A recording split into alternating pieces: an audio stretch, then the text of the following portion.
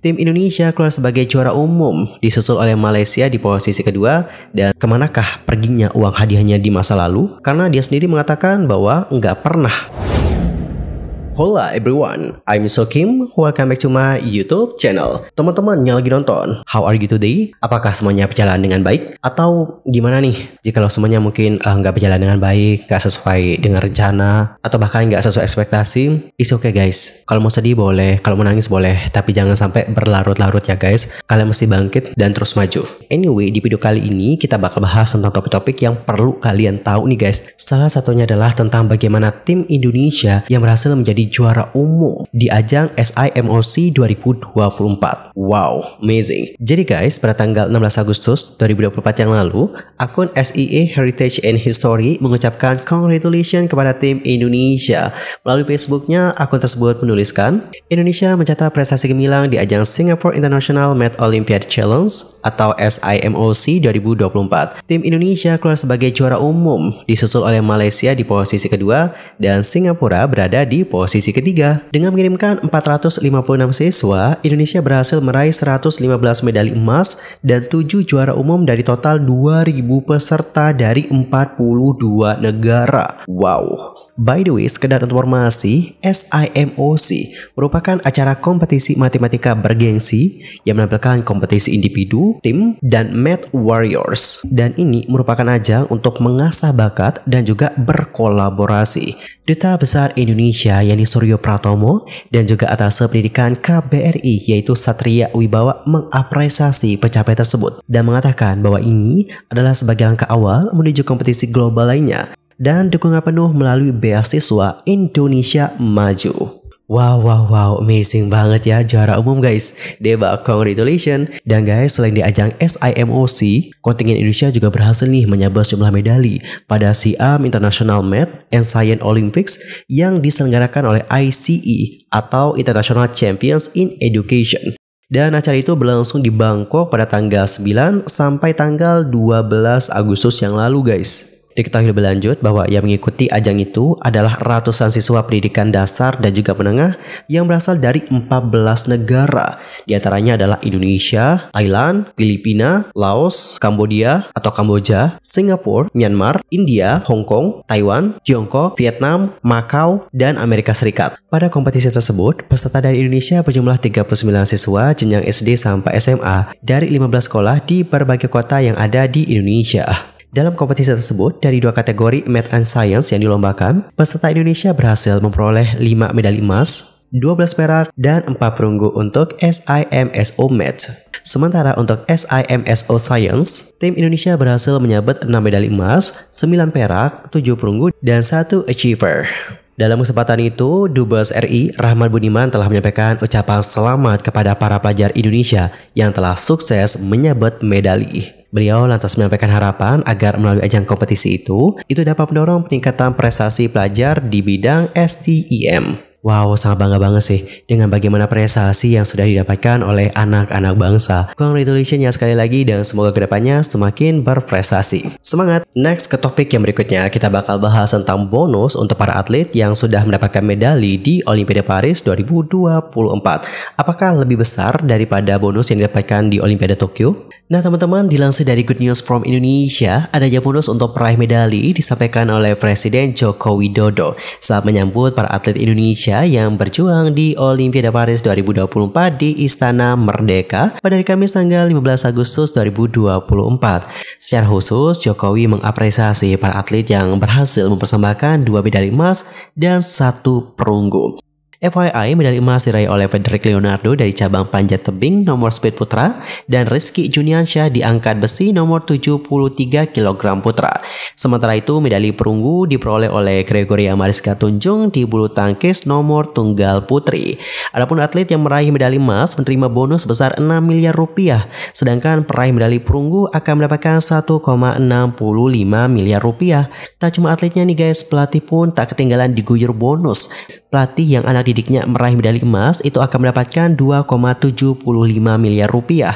Sementara pelatih atlet peraih medali perunggu akan meraih 675 juta rupiah. Adapun untuk atlet yang belum meraih medali juga mendapatkan hadiah apresiasi sebesar 250 juta rupiah.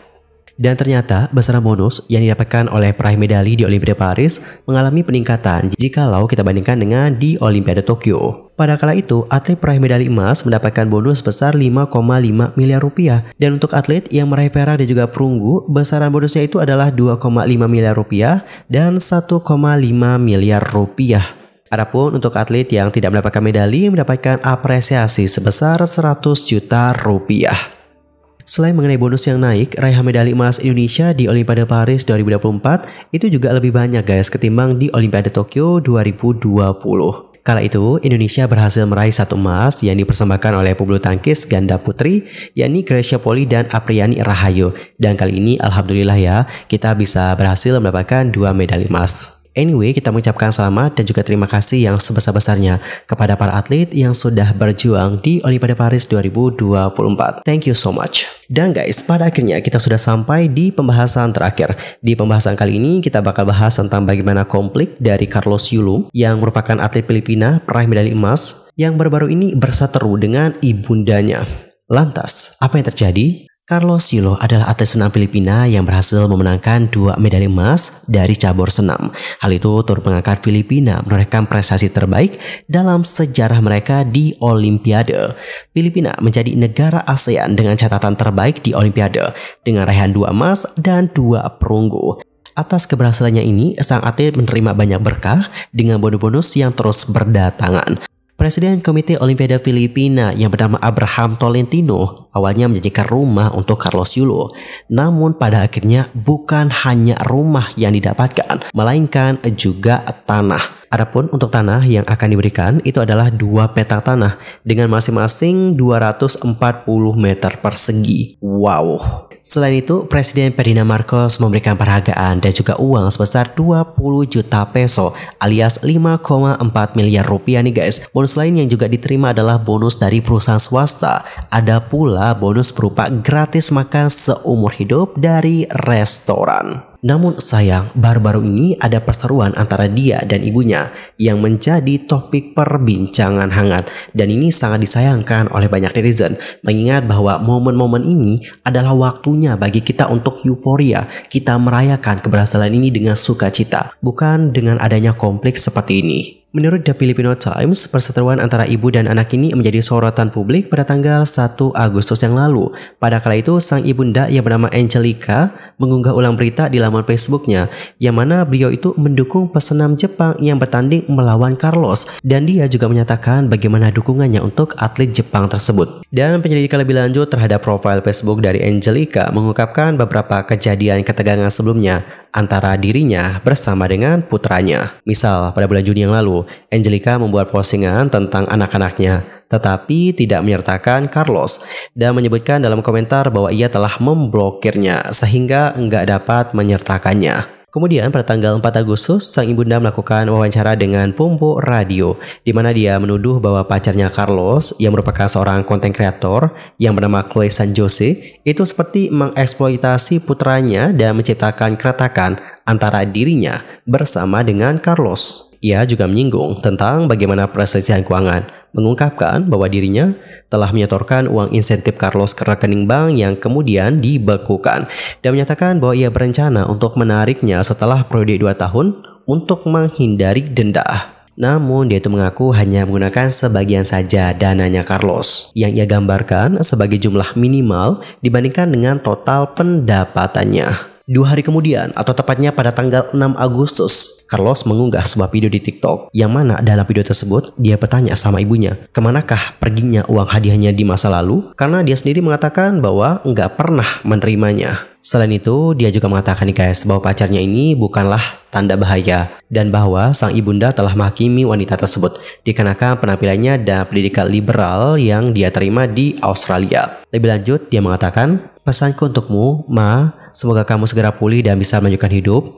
Aku sudah memaafkanmu sejak lama. Aku berdoa agar kamu selalu dalam keadaan sehat walafiat. Kemudian dia mengatakan bahwa sang pacar itu punya penghasilan sendiri dan bahkan telah mendukungnya secara finansial dalam beberapa kesempatan. Kemudian ya guys, pada tanggal 7 Agustus, sang ibunda mengadakan konferensi pers untuk menanggapi tentang bagaimana video TikTok yang sudah diunggah oleh sang putra. Dan ia juga menawarkan untuk rekonsiliasi. Ia pun lantas meminta maaf atas bagaimana stepnya dalam wawancara itu. Dengan mengatakan bahwa pertanyaan cepat dari media itu menghalanginya untuk berpikir jernih. Ibu dari sang atlet lantas mengatakan bahwa dia menyampaikan kata-kata terakhirnya mengenai ketidaksetujuannya dengan sang putra dan bahwa dia nggak mengincar uang sang putra.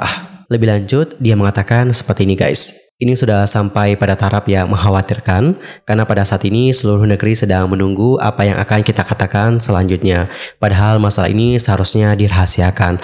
Saya bukanlah ibu yang sempurna dan Tuhan tahu bahwa kamu bukanlah anak yang sempurna juga. Tidak ada keluarga yang sempurna. Dan guys, melihat bagaimana yang terjadi antara ibu dan putra itu, netizen menyerukan di akhirnya spekulasi mengenai kehidupan pribadi dari sang atlet dan meminta untuk mengalihkan perhatian kembali ke prestasi bersejarahnya di Paris. Alright, jadi seperti itulah bagaimana yang terjadi antara sang ibunda dan juga sang putra. Kita hanya bisa mendoakan yang terbaik saja untuk mereka. Semoga masalah di antara mereka dapat selesai. Dan bagaimanakah pendapat kalian akan hal yang satu ini? Antar komennya guys di kolom komentar. Anyway, cukup sekian untuk hari ini dan kita akan jumpa lagi di video berikutnya dengan informasi terbarunya. I'm Sulky pamit dan aku mohon maaf kalau ada kesalahan baik itu dalam ucapan, sikap, tindakan, dan mungkin ada kesalahan informasi, mohon koreksinya. Sampai jumpa semuanya dan selamat beraktivitas ya. Goodbye everyone. Bye-bye.